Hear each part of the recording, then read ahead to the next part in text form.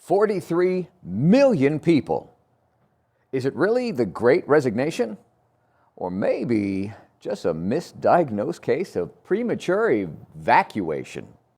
Ooh. Are you okay? Oh. Oh, God. Ooh. Oh, God. I'll have what she's having.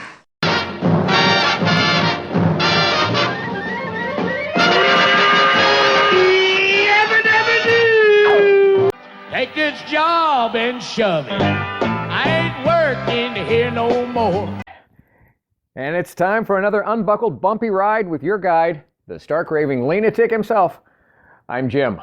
Let's jump right in again.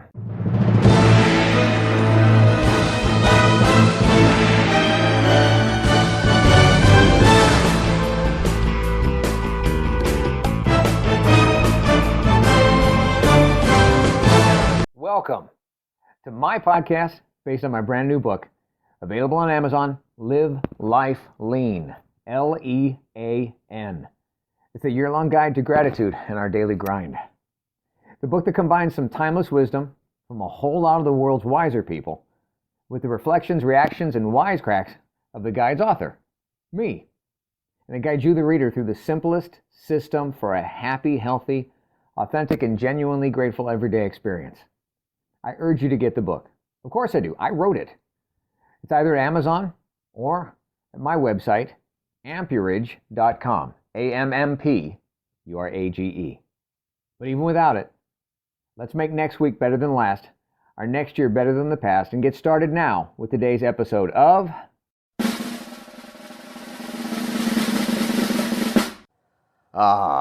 to flee or not to flee? That apparently is the question. 43 million people last year thought they knew the answer. 43 million people leaving their jobs. Have you seen the headlines? 43 million people. That's just a little more than the entire population of Ukraine. Now there's a headline for you. Everywhere I look, there are headlines. Headlines everywhere. Headlines about inflation. Headlines about recession. Headlines about breadlines. Headlines about employees and the great reshuffling or the great restructuring or the great resignation. Hell, there's headlines about those with headlines, meaning for headlines and stress wrinkles and retiring early and how they have so much to look forward to if it weren't for the fact that early retirement shortens your life. But we'll get to that. Man, headlines give me headaches. But there's one story that should make the headlines, and somehow nobody's saying, stop the presses, and look at this. It's a story, it's a headline, about a boy from Brazil. And not many people hold several jobs throughout their life. Some loyal employees, well, they'll hold jobs for decades, but one guy in Brazil stayed at one company longer than anyone in the world, literally. 100-year-old Walter Orthman recently set the Guinness World Record for working at the same company for 84 years and 9 days. The fact is, though the company he worked for over the past 84 years had really changed, he didn't change companies. And that was what taught Orthman, so he said, was the most important part of being in a business. He said, quote, stay up to date and adapt to different contexts.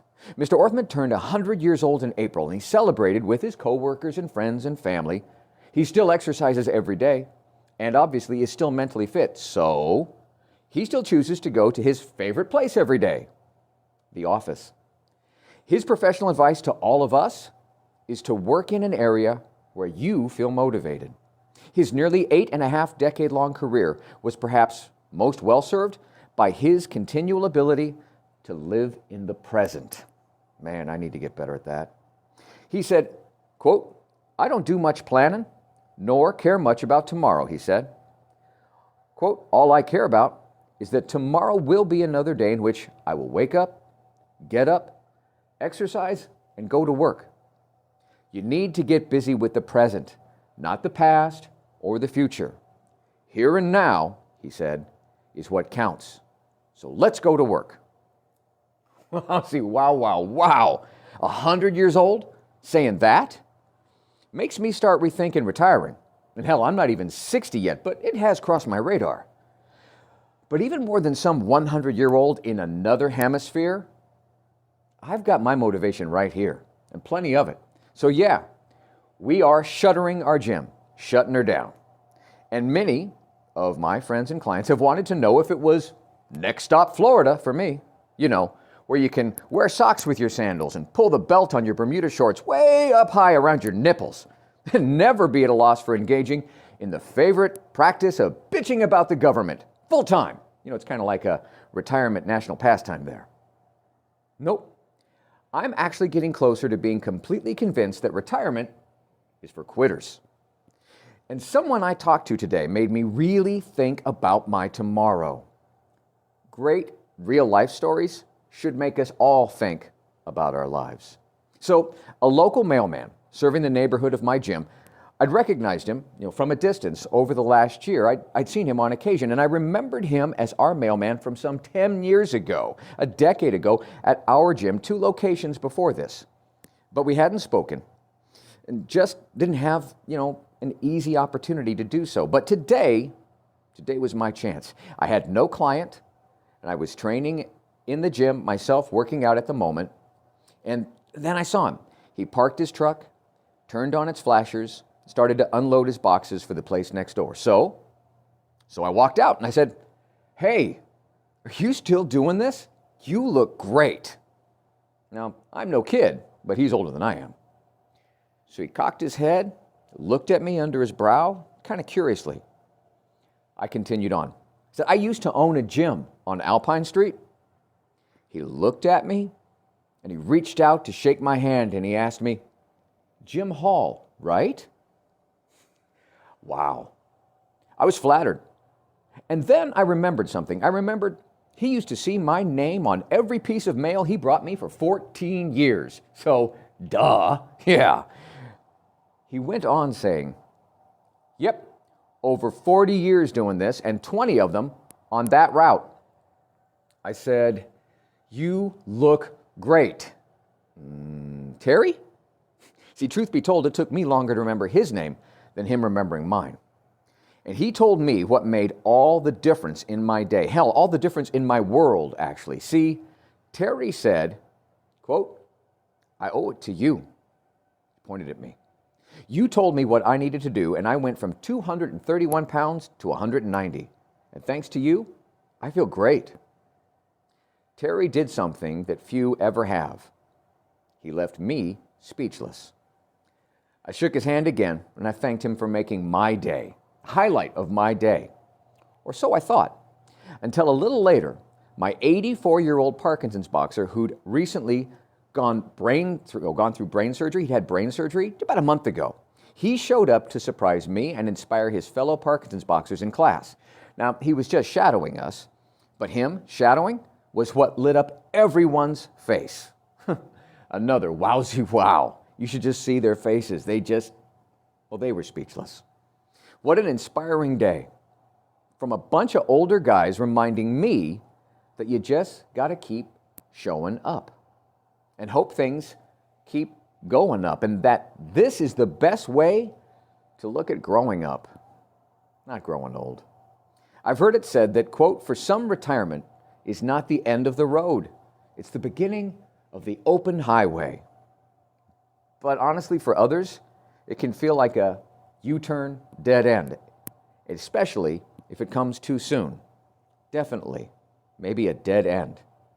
That is all too true. There recently was a study, a statistical analysis, and it showed that when people retired at age 66 instead of age 65, believe it or not, their mortality rates dropped by 11%. So, is it work longer and live longer? A lot of people just kind of frame this as looking at it as, retire early, die surely, or retire late and make the Grim Reaper wait. And that is our Say That Again quote for the day. Retire too early, die surely, or retire late and make the Grim Reaper wait. Now, The factual takeaways are really not about the work or retirement or your age per se. They're about what those things mean. But later retirement may actually mean the delay of when your physical and your cognitive functioning starts to decline, because work helps us all stay active and socially engaged. So if you can find something that brings you the same benefits that work does, professionally or socially, that's really what's important. Or maybe what's really important is not losing how you see how important you can still be. Importantly, inspiring to others. As maybe it's just a rewriting or maybe even a retiring of the tired old ideas that we have about retiring. A great quote from an even greater lady. She said, "I need to retire from retirement." That was Justice Sandra Day O'Connor. I mean, remember the stats. Show me somewhere that it's proven that working harder next year will shorten your lifespan by 11% by comparison to lengthening it. So maybe that's what they mean when they say retirement kills more people than hard work ever did. You don't retire at an age. You retire when you're tired and old. But age versus old, age is what you are. It's a fact. And old is how you act. It's really just one of two things: the number of years that the world has been enjoying you or annoying you. Letting go of your purpose before that you're ready to, letting go of it on purpose because you're told to, well, that could wind up destroying you. Like I've learned from watching so many of my clients, so many who've retired over the last 40 years as I worked in this fitness industry, do not retire from someplace. Retire to something. See, I learned a lot from a lot of people about retirement. Retirement that, honestly, I'm not ready for and I'm not looking forward to. Just thinking about it gives me headlines. You know, them deep lines in my forehead.